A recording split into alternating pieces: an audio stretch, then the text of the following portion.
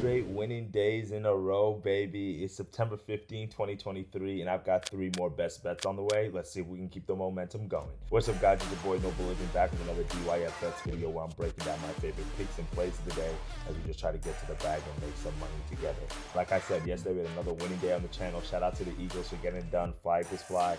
2-1 on the day. Cashing on the teaser. The Vikings plus 12.5 and the over 43.5 points. No sweat bet there. Kirk Cousins over pass attempts 37.5. No sweat there. We did lose right there on the hook as Devontae Smith only had 4 receptions instead of 5. TJ Hockenson got it done on the receptions. And we did lose on our parlay there as Devontae Smith fell 1 reception short. But hey, nonetheless, 2-1 in the day. We love to see it. You can see our year-to-date record right here. Still crushing it, still killing it. Over 500 now in the month of September.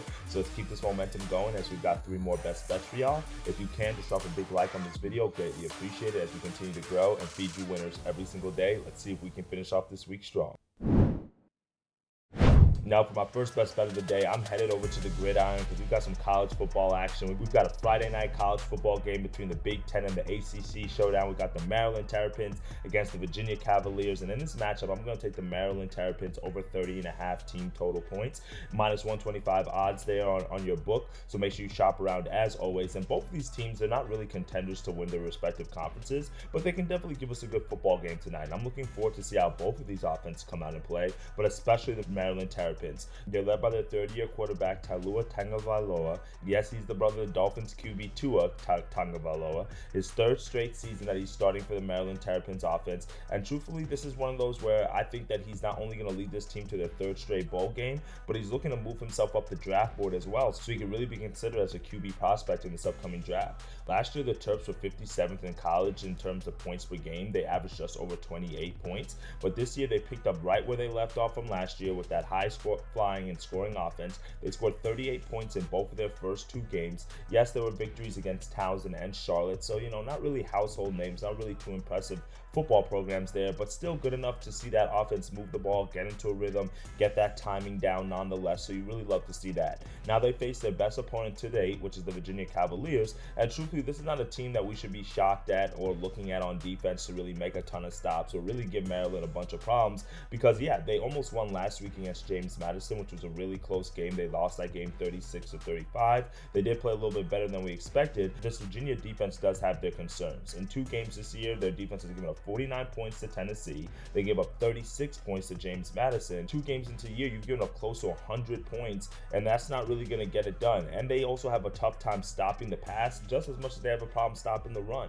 Their inability to stop the run is really concerning. They rank 111th in yards per rush allowed so far this year. And while all eyes are going to be on Tagovailoa, rightfully so, I mean, he's the best player on the team. Maryland also has a running back, Roman Hemby, who's been rushing the ball really well to start the year. He's racked up 220 yards over 2 games, so averaging about 110 yards per game there, which is good for about 7.1 yards per carry. So he's making his touches count, and when he's running the ball hard, he's pushing it hard. And if that's the case and the Terps are able to establish their run game, guess what that does for their passing offense? It opens it wide open, and that's really what they're trying to do, is get that pass offense really wide open. They're really trying to be able to feed the ball to Tagovailoa so he can really make plays with his feet and his arm. They throw the ball about 52% of the time, the Terps do, and Tagovailoa is right now averaging 8 yards per completion, and it's completing his passes about a 68% clip. So imagine if he has those numbers and you establish the run game as well. That is a point of concern for this Virginia Cavaliers defense, which we've seen cannot really stop anybody.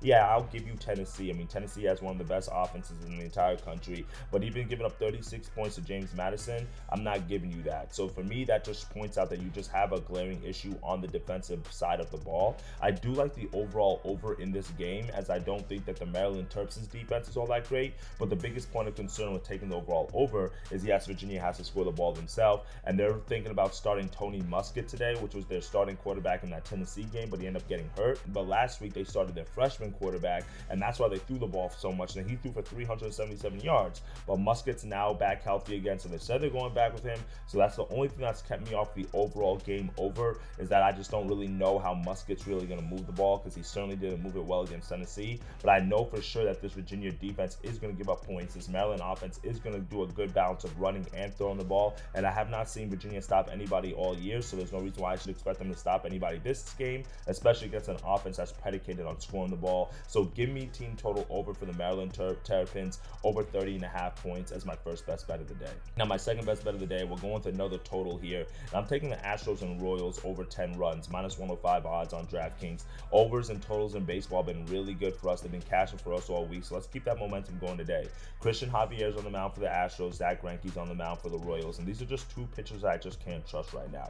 Zach Greinke has a 5.47 ERA on the year, and he's rocking an 8.59 ERA so far in the month of September. So that's really tough to get behind, not really great form that he's in. And yes, I know he does tend to pitch a little bit better at Kauffman Stadium, but he still has an ERA close to 4 at Kauffman Stadium, and that's not really, that impressive. And he's coming off 2 rough starts, one at home and one on the road. He faced the Jays and the Red Sox in those matchups, and he went less than 4 innings in both of those starts. He gave up 3 runs and a home run to the Red Sox, and he gave up 4 runs and a home run to the Jays. So now you're facing an Astros team who are coming into town, one of the hotter lineups in all of baseball. They're top 5 in isolated power this year. They also lead the league in batting average and runs per game over the past month, and you haven't been in the best form. That's a very, very tough ask and task for an expiring veteran like Zach Greinke is. I think the Astros jump all over him in this matchup like they have been doing pitchers all month long.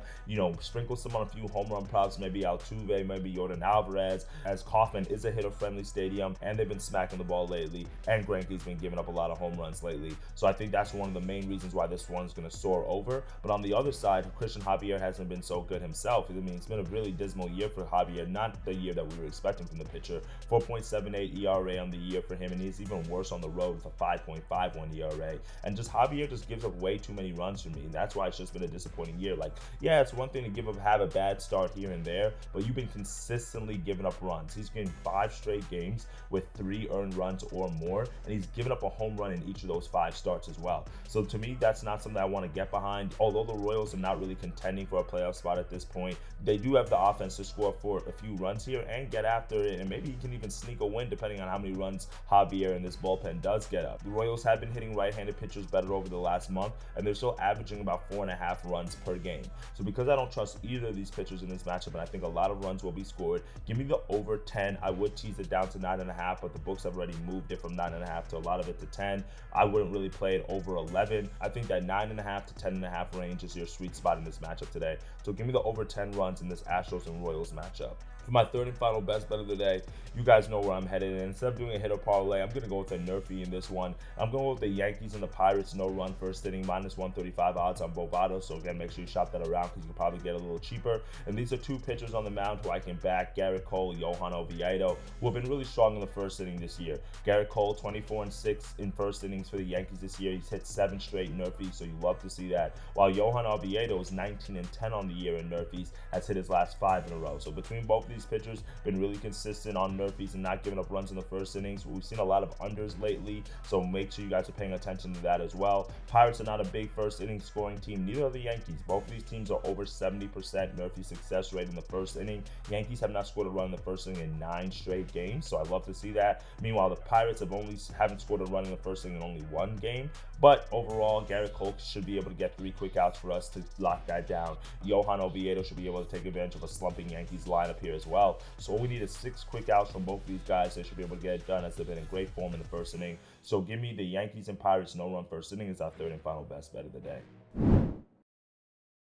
Well, that's it for me today, my friends. 3 bets, 3 winners coming your way. We would love to end up this Friday with a sweep, as always, so this way you can go into the weekend with some momentum. I don't drop any best bet videos on Saturday and Sunday, so if you do want my college football slate and my NFL slate, I've been absolutely on fire in college football and NFL. Currently on an 18-4 NFL run right now. Last week in college football, we went 4-1, so you definitely don't want to miss those picks. If you want those games, you got to click the link in the bio and join my free Telegram group. You can also follow me on Twitter as well, as I put out some picks on there as well. But if you do want those other picks over the weekend, you definitely got to join the Telegram group. That's the only way you're going to get it, or you're just going to hear about all the sweet money that we made on Monday. But as always, I can't wait to see the money that you make, so drop a comment below, and let's see what we can do to continue to grow our bags this weekend. All right, guys, let's get after it. Dictate your fate. Let's make some cheddar, and I'll see y'all on Monday. Later, y'all.